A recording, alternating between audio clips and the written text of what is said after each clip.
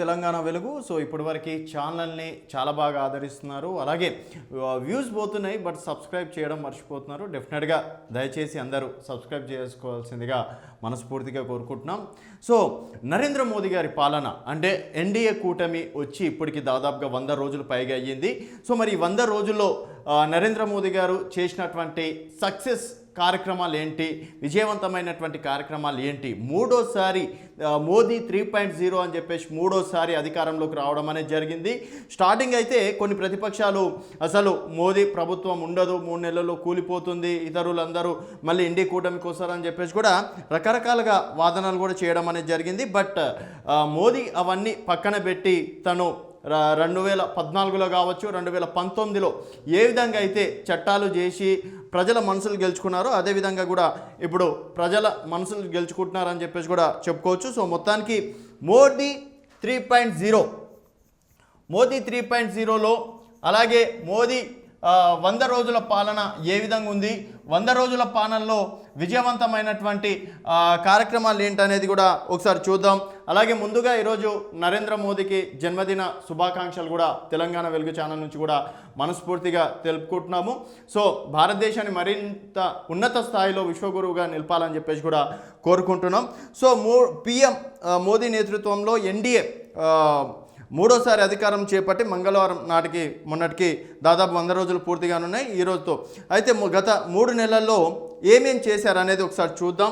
మొదటిది రైలు, స్టార్టింగ్ నుంచి రైలు, అలాగే రోడ్డు, అలాగే పోర్ట్. సో దాదాపుగా రైలు కావచ్చు, రోడ్డు రవాణా కావచ్చు, రైలు రవాణా కావచ్చు, పోర్ట్ల విషయంలో, అలాగే విమాన రంగాల్లో కూడా దాదాపుగా 15 లక్షల కోట్ల విలువైన ప్రాజెక్టులని ప్రారంభించామని చెప్పేసి కూడా ప్రభుత్వం చెప్పింది. ఏకంగా 15 లక్షల కోట్లతోటి రైలు మార్గం కావచ్చు, రోడ్డు మార్గం కావచ్చు, పోర్టు మార్గం కావచ్చు, విమాన రంగాలకు కూడా 15 లక్షల కోట్ల విలువైన ప్రాజెక్టులని ప్రారంభించామని చెప్పేసి కూడా ప్రభుత్వం ఎన్డీఏ ప్రభుత్వం చెప్పడం అనేది జరిగింది. అలాగే సెకండ్ వన్ చూసుకుంటే అతిపెద్ద ప్రాజెక్టులు 25,000 గ్రామాలకు రోడ్డు నిర్మాణానికి సాయంగా 49,000 కోట్లు.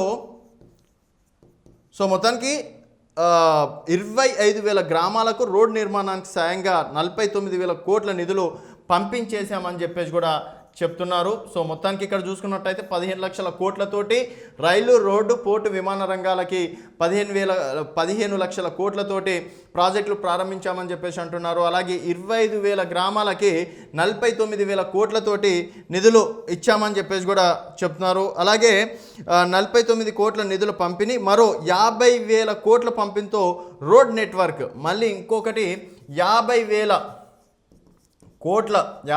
కోట్లతోటి మళ్ళీ రోడ్ నెట్వర్క్ని బలోపేతం చేసే ప్రాజెక్టులని ఆమోదిస్తున్నట్టు కూడా తెలిపారు. వీటితో పాటు వక్ఫ్ బోర్డ్ అనేది ఇప్పటి వరకు ఎవరు కూడా టచ్ చేయలేదు. వక్ఫ్ బోర్డ్ విషయంలో కూడా ఒక కమిటీ వేసి వక్ఫ్ బోర్డుకు సంబంధించి కమిటీ కూడా వేయడం అనేది కూడా జరిగింది. దానికి సంబంధించి కూడా రిజల్ట్ త్వరలోనే రానున్నాయి. సో ఇప్పటి వరకు మోదీ గారు చేసింది ఆర్టికల్ 370, 35A కావచ్చు, తర్వాత త్రిపుల్ తలాక్ బిల్లు కావచ్చు, అలాగే అయోధ్య రామ్ మందిర్ నిర్మాణం కావచ్చు, దాదాపు 500 సంవత్సరాల నుంచి కోర్టు కేసులో ఉన్నటువంటి అయోధ్య రామాలయం ఇష్యూ కూడా మోదీ ప్రభుత్వంలోనే సాల్వ్ చేయడం అనేది కూడా జరిగింది. వీటితో పాటు అంతర్జాతీయ పరంగా సత్సంబంధాల విషయంలో కూడా మోడీ ఒక రకంగా సక్సెస్ అవ్వడం అనేది కూడా జరిగింది. సో మరి మోడీకి విశ్వగురు ప్లేస్లో నిలబెడతాను భారతదేశానికి, ప్రతి ఒక్కరు భారతదేశానికి రావాలి. అలాగే డాలర్ విషయంలో కావచ్చు, తర్వాత ఇతర దేశాల్లో కూడా భారతదేశాన్ని ఆదర్శంగా తీసుకునే విధంగా జీడిపి విషయంలో కూడా మోడీ చాలా కృషి చేశారని చెప్పేసి కూడా చెప్పుకోవచ్చు. మేక్ ఇన్ ఇండియా తోటి మనం ఒకరి దగ్గర పనిచేసే కన్నా మనమే 10 మందికి పని కల్పించాలని మేక్ ఇన్ ఇండియా తీసుకోవడం అనేది కూడా జరిగింది. సో ఇంకా ప్రతిపక్షాలు అన్నప్పుడు విమర్శలు చేస్తుంటాయి. ఆ విమర్శలు తగ్గట్టు కూడా నిరుద్యోగుల విషయంలో కావచ్చు, బడుగు బలహీన వర్గాల్లో కూడా మోదీ ప్రభుత్వం, ఎన్డీఏ ప్రభుత్వం మరొకసారి ఆలోచిస్తే మాత్రం డెఫినెట్గా మరో 5 సంవత్సరాలు ఎన్డీఏ కూటమికి తిరుగు ఉండదని చెప్పేసి కూడా చెప్పుకోవచ్చు.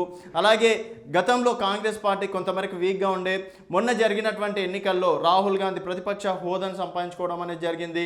దాదాపుగా 230 స్థానాలు కూడా ఇండి కూటమి గెలవడం అనేది కూడా జరిగింది. సో ఇప్పుడు ప్రతిపక్షం అంతే బలంగా ఉంది, అలాగే అధికార పక్షం కూడా అంతే బలంగా ఉంది.